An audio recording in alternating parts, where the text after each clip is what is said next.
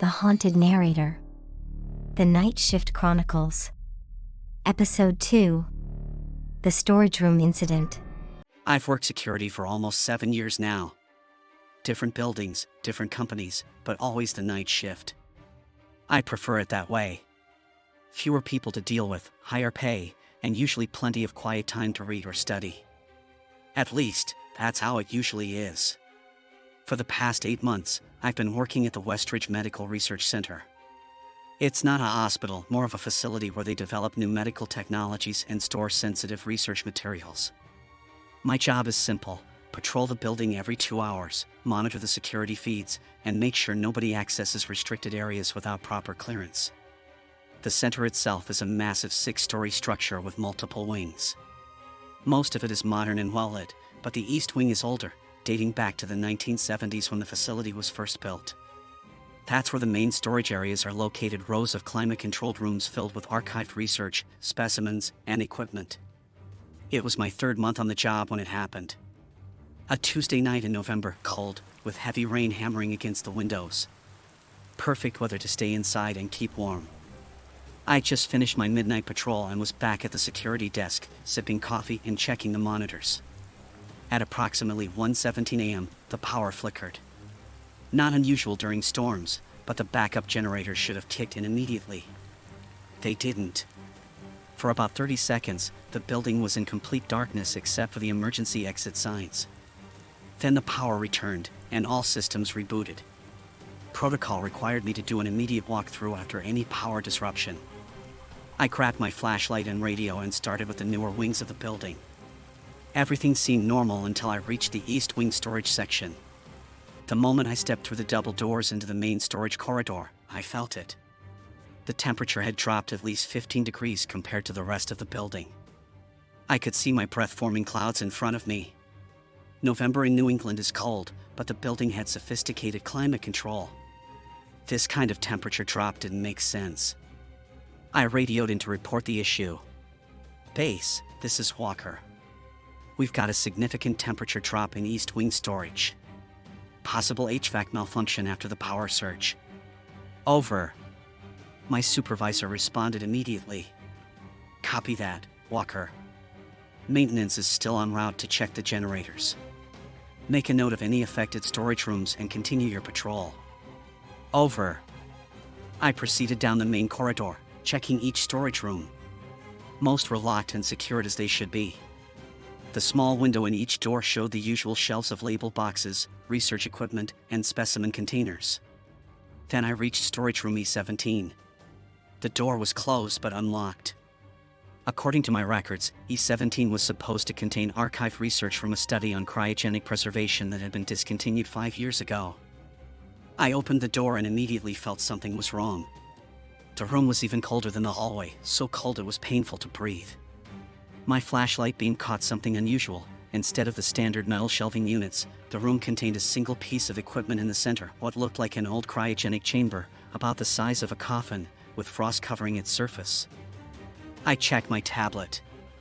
According to the inventory, all equipment from the cryogenic studies had been transferred to the main research facility downtown 3 years ago. This chamber shouldn't have been here. As I approached it, my flashlight began to flicker. I tapped it against my palm a few times, and it stabilized.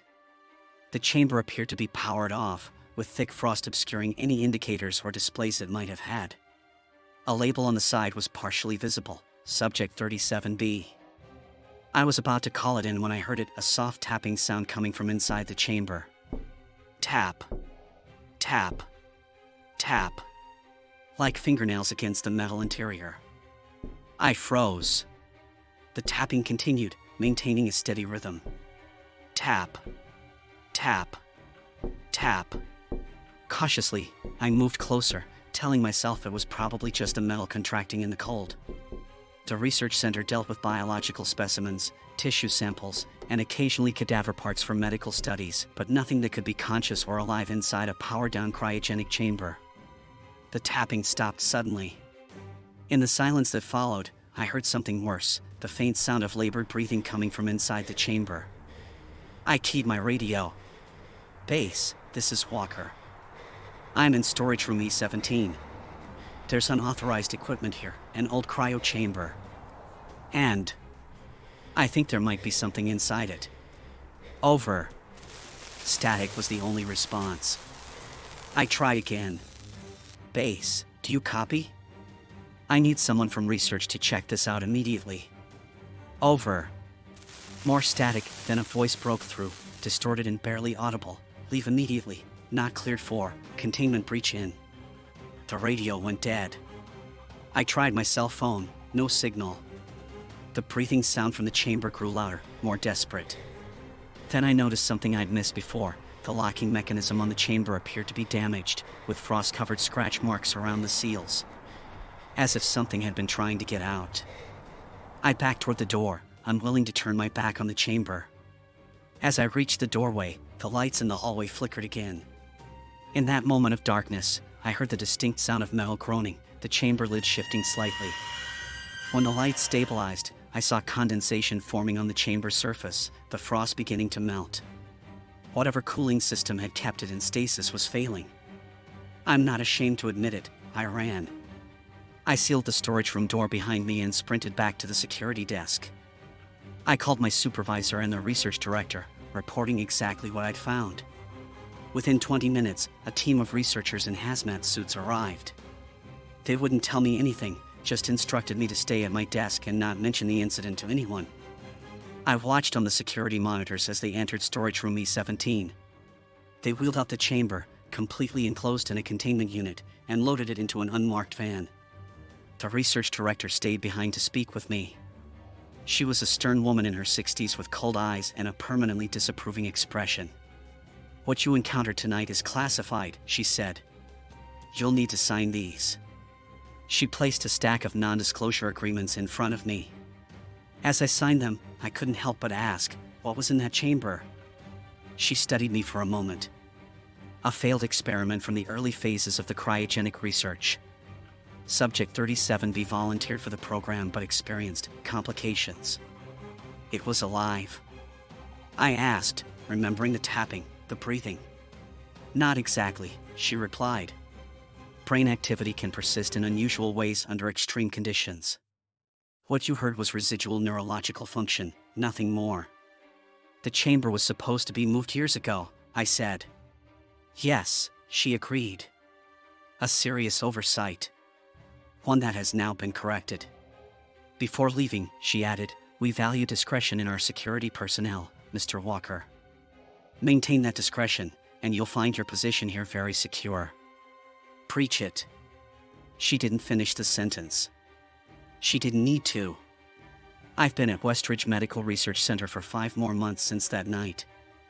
I still do my patrols, check the storage rooms, and monitor the security feeds. But I never enter storage room E17 alone. It's been relabeled as maintenance storage in the system and always stays locked now.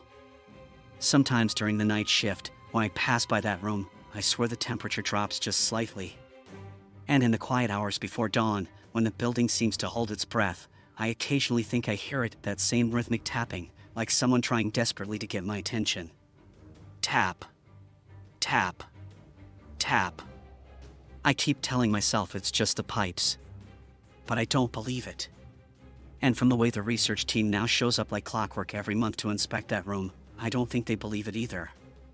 Whatever or whoever Subject 37B was, I'm certain of one thing: some experiments should never be conducted.